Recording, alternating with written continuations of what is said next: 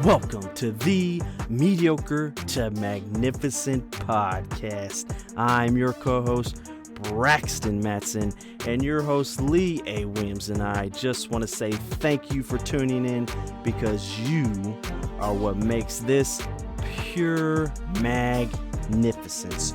You are the ripple effect of magnificence, and we are going to bring you a message that will give you insight, inspire you, motivate you, and challenge you to not only grow in your magnificence, but let you know that you are magnificent in everything you do.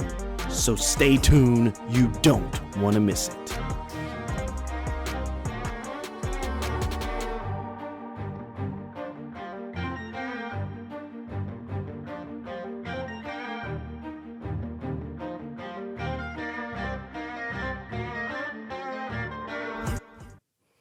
Magnificent to see you, man. Yes, sir. How you been? Magnificent. Magnificent. Yeah, That's good. Me too. that's good. Awkward silence. Awkward. So Feels awkward. Why is that? I don't know. I think it's because I'm thinking like I gotta find a different transition of when we intro. Yeah. You know what I mean? Have you ever thought about that? Like shake it up a bit. I'll let you do your thing, man. Look, I'll have to think about it. I'm gonna have to think about it. yeah. But yeah, man, it's always good to see you. That's good. Good to be seen. Yes, it is. It's good to be seen. Yeah. Not be secluded and everything. Yeah, man.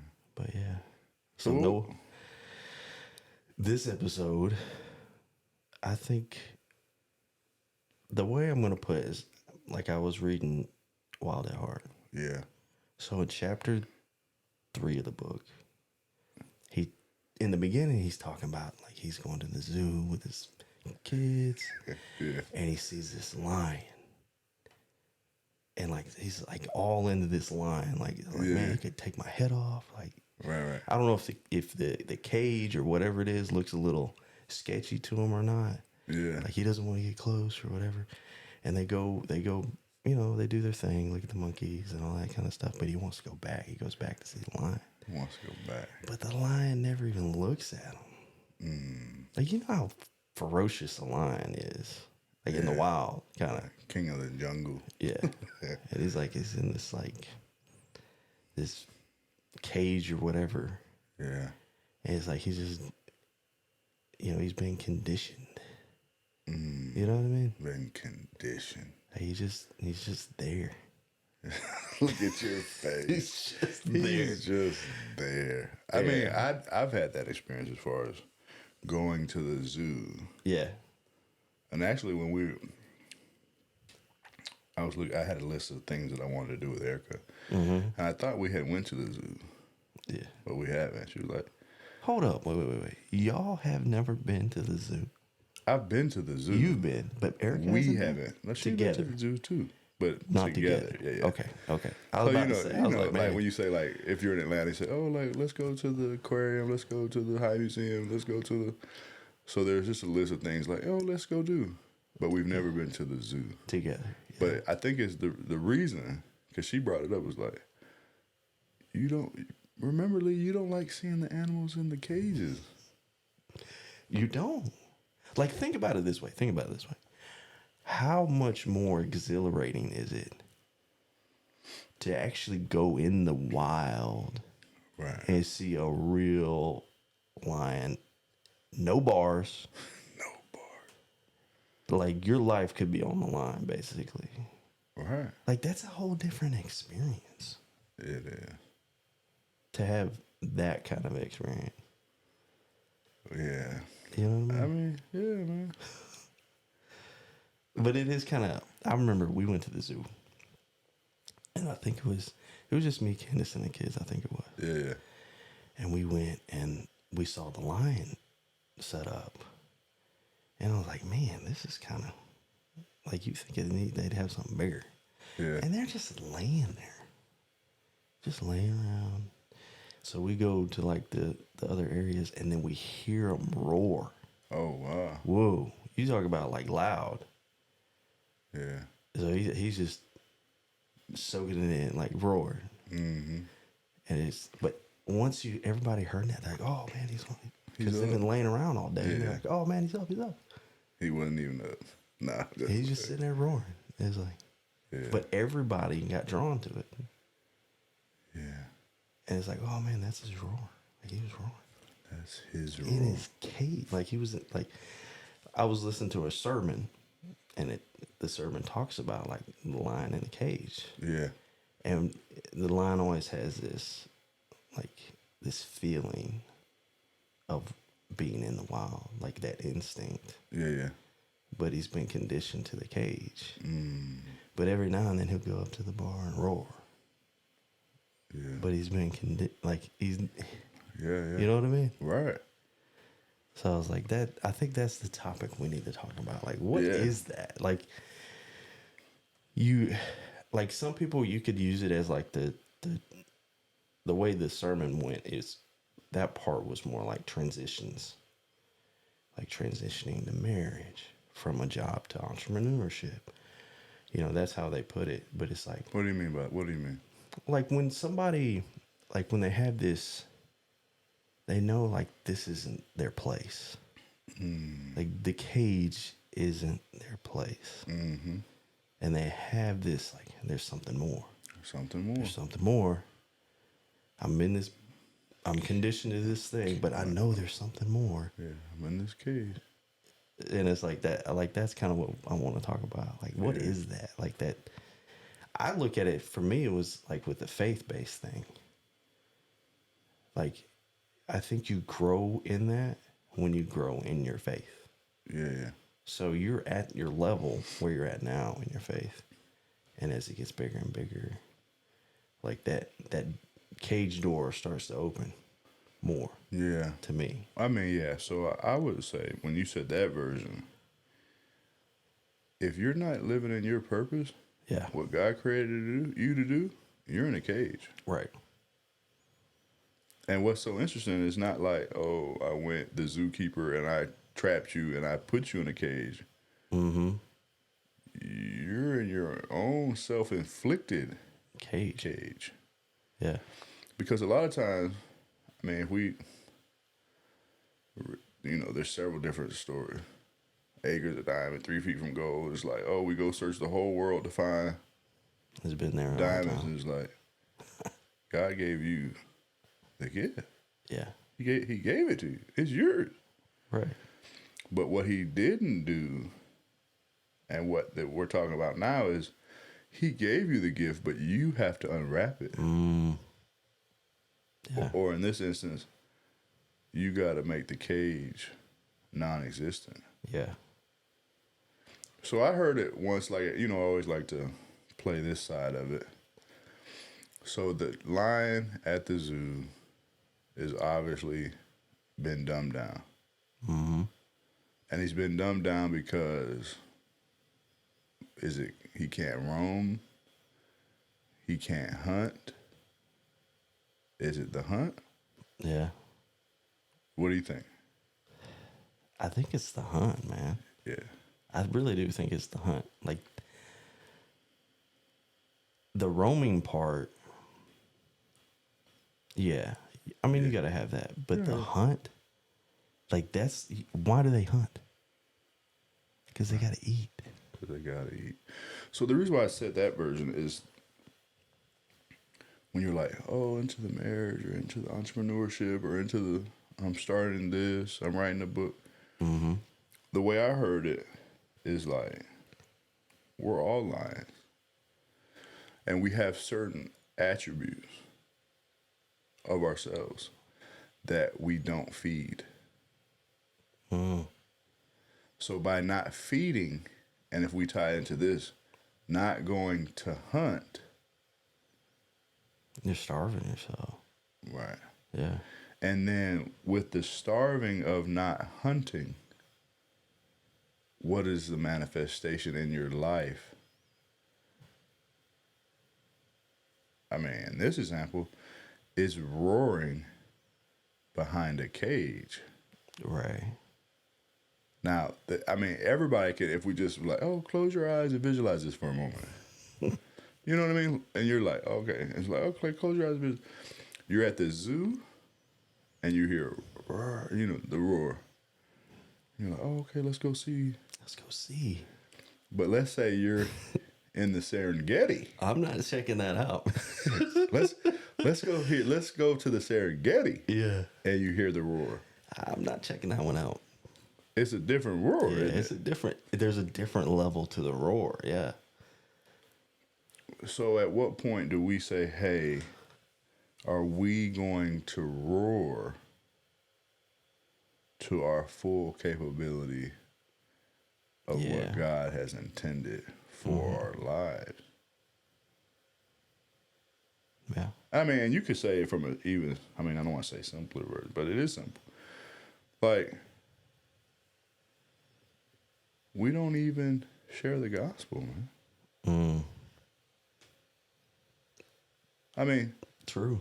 Like, if you say, let's compare the sharing that, like, hey, do you know, as far as with the roar, like, we don't even know. Certain people in our lives, like, man, are you good? Right. Because when that line comes back. Yeah, that's a whole nother. And when that roar happens. That's different. There's three levels of roar right there. The zoo, the Serengeti, and when Jesus comes back. Yeah.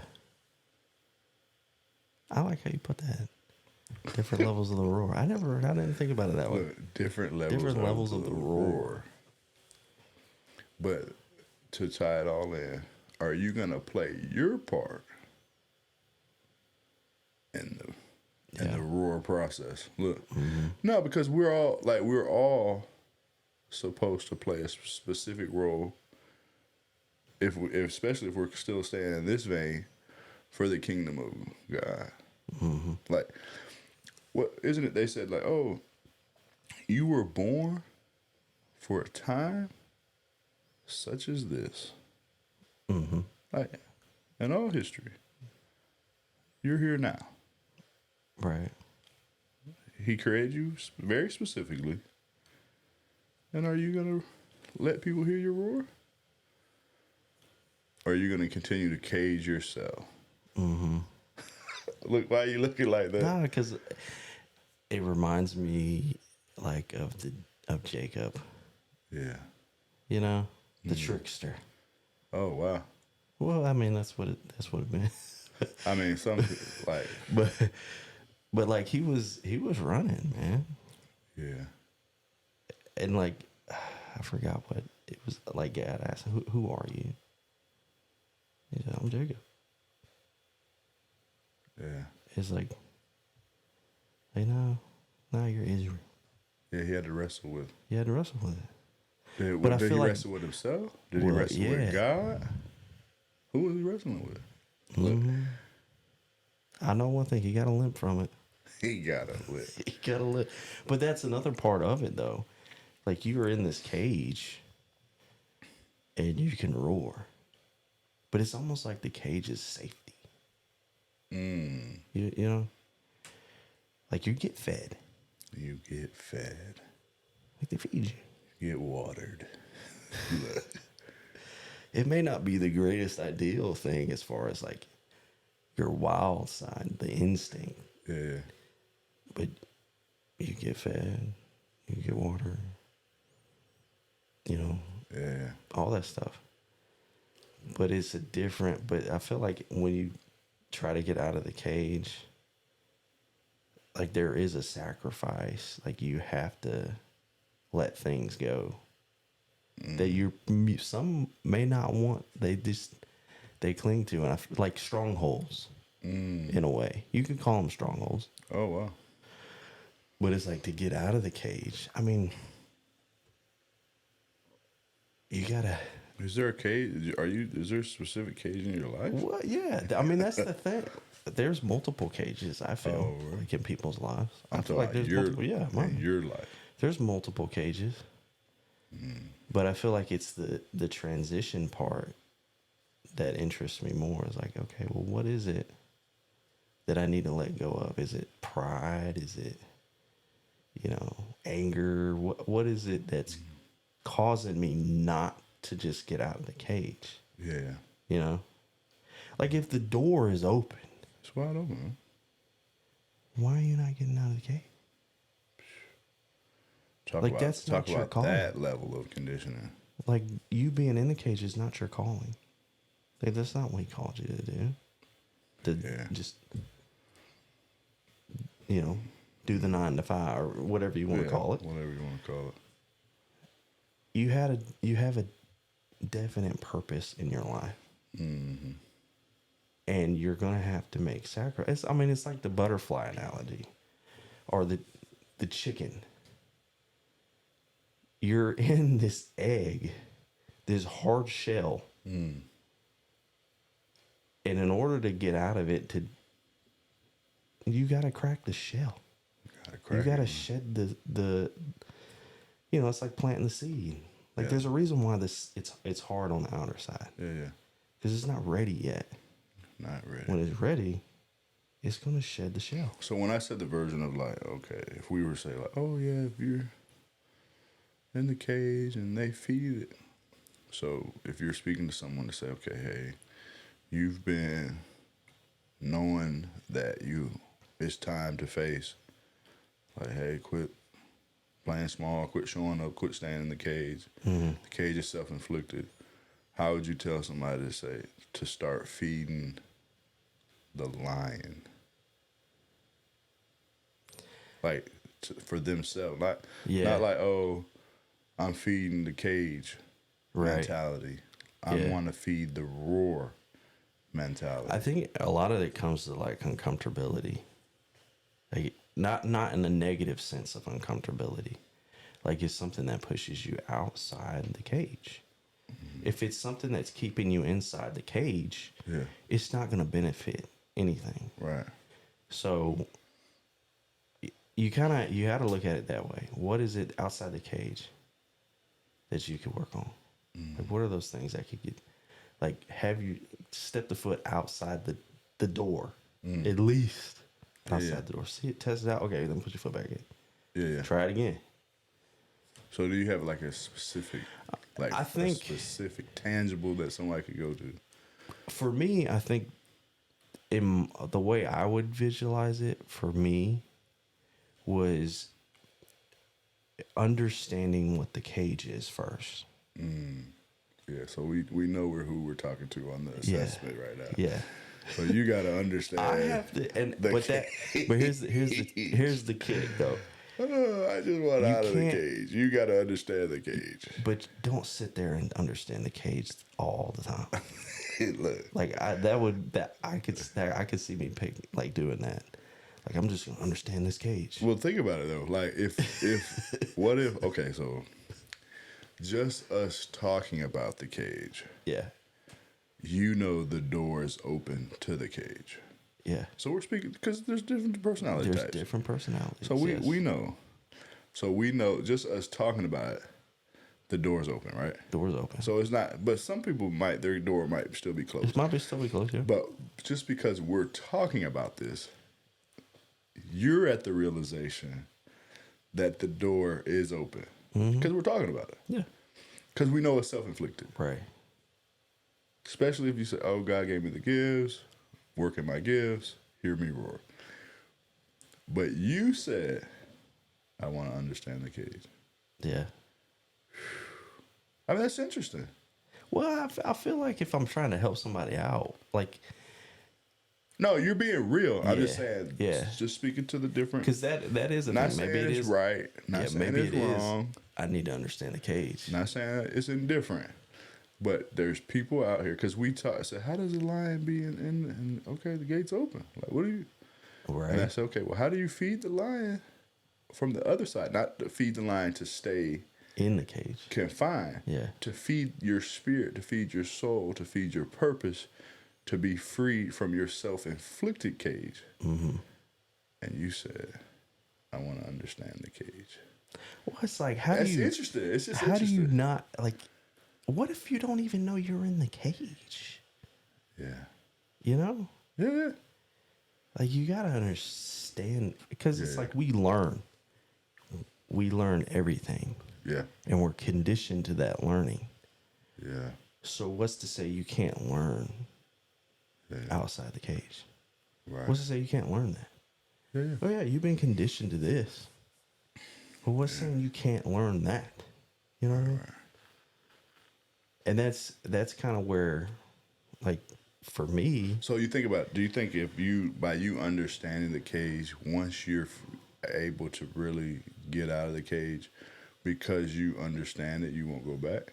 Or I feel like you have to know that. Or does you learning the cage keep you in? And it's like, while you were figuring out the cage, Yeah. I made it. Like, or, you know, the like, man, I'm just out. Right. Let me go figure it out. Let me go find what's going on.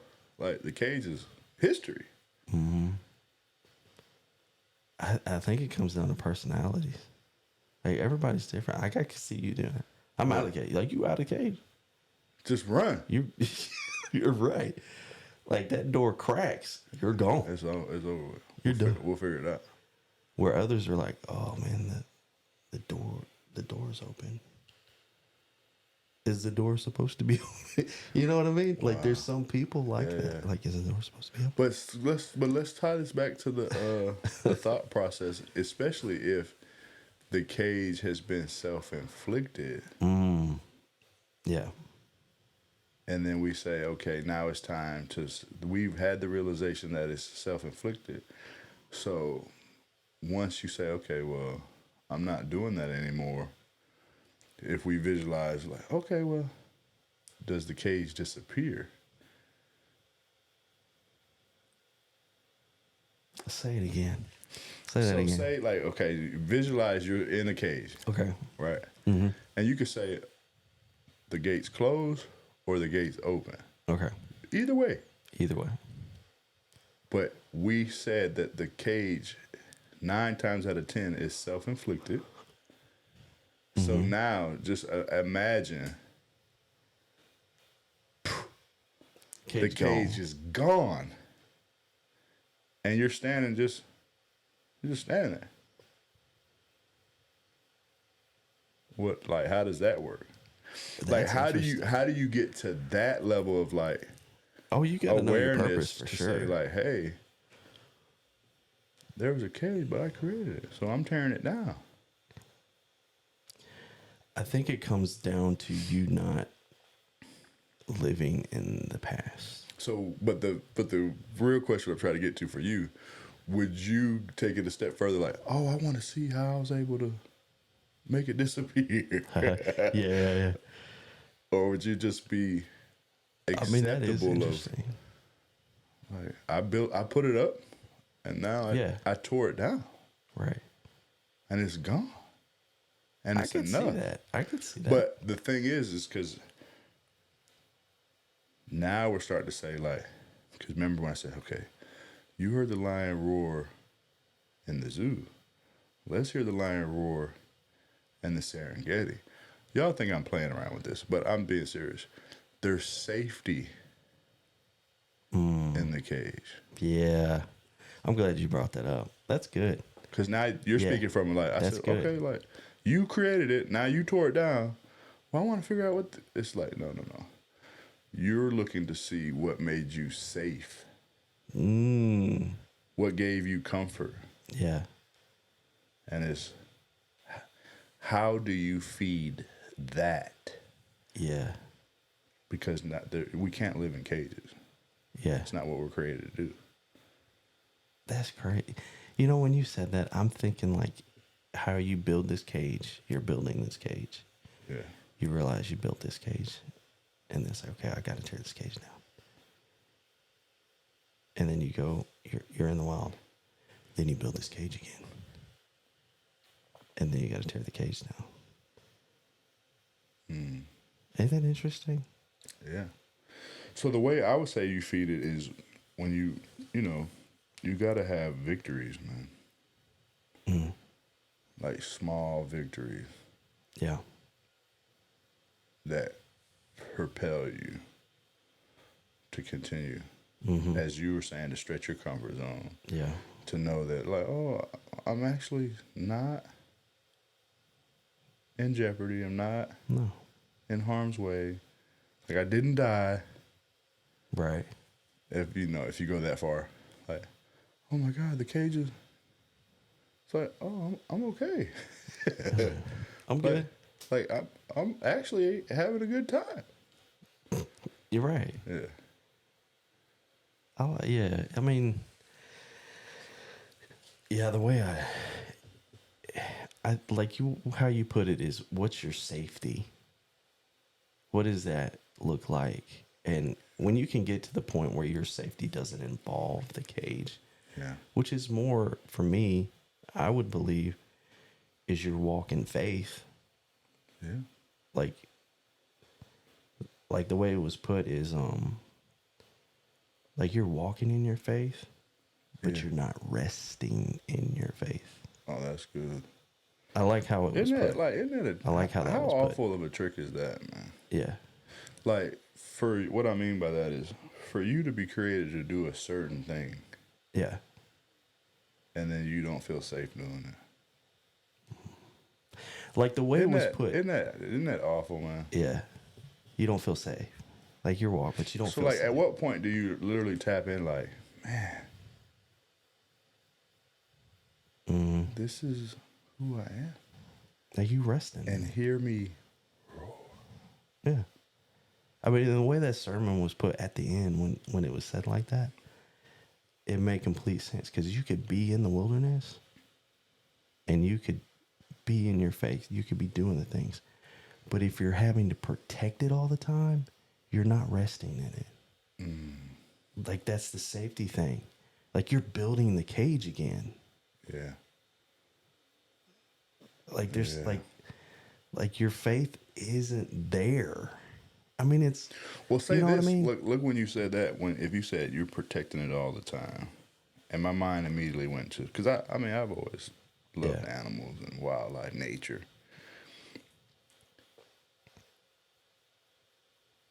Go back to the line, like the example you gave. How much energy did the lion take to roar? Yeah. In the zoo. Yeah. In the zoo version. I mean, would you say, like, at 1 to 10, what would you say the energy was to roar? At the zoo? Yeah. His energy? 1 to 10. I would have to give it maybe a 4 or 5. Oh, that high? It's low. In my mind, it's low. Yeah. I mean, I'd probably give it 1. But, okay. Probably give it a 1. Yeah. But the only reason I'm saying that like that is because the way I see it is when you're walking in your purpose. Oh, it's loud.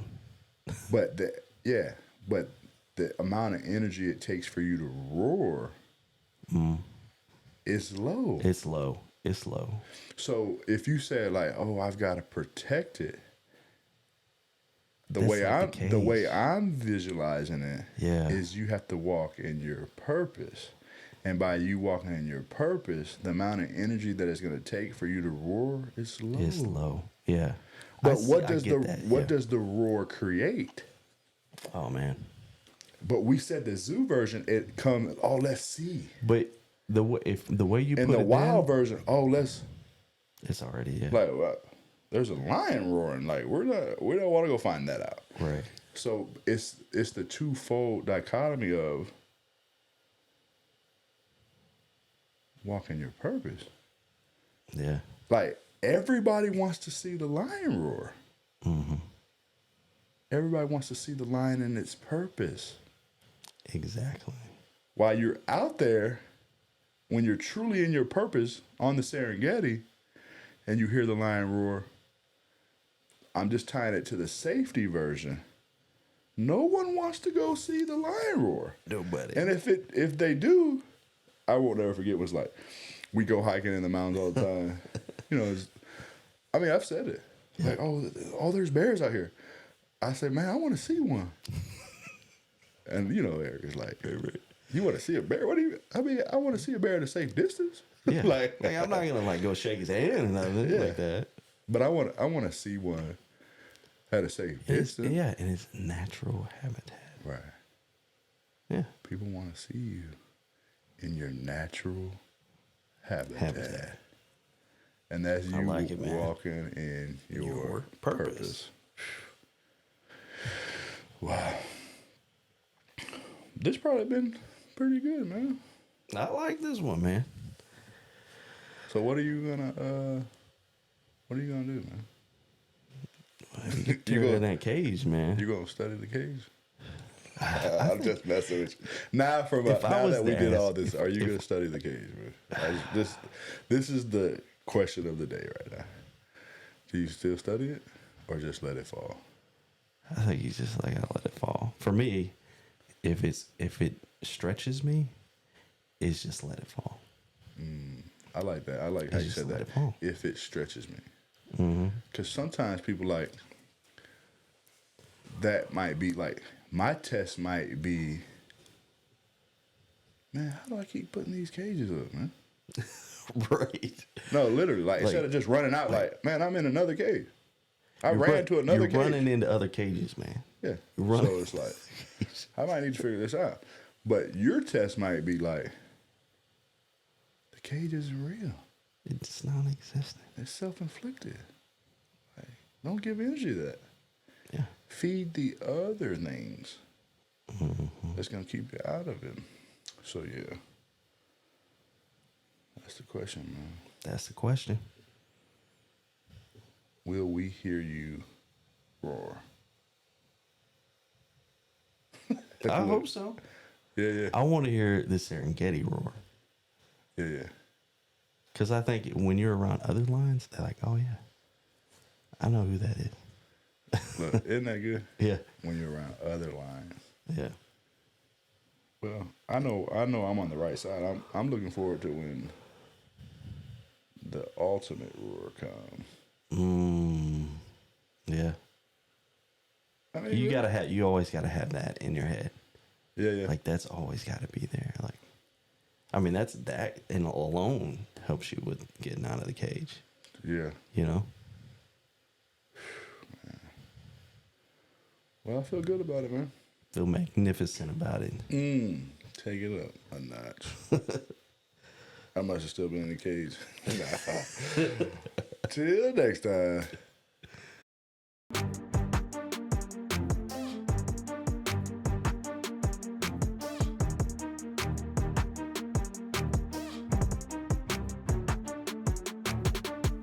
This is your co-host here, Braxton Matson, and Lee and I just want to say thank you so much for tuning into this episode.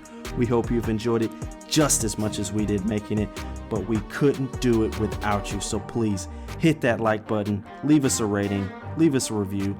Let us know what topic or subject that you would like us to talk about in your journey from mediocre to magnificent. But most of all, share it. Be the ripple effect of magnificence and know that you are magnificent in everything you do. Till next time.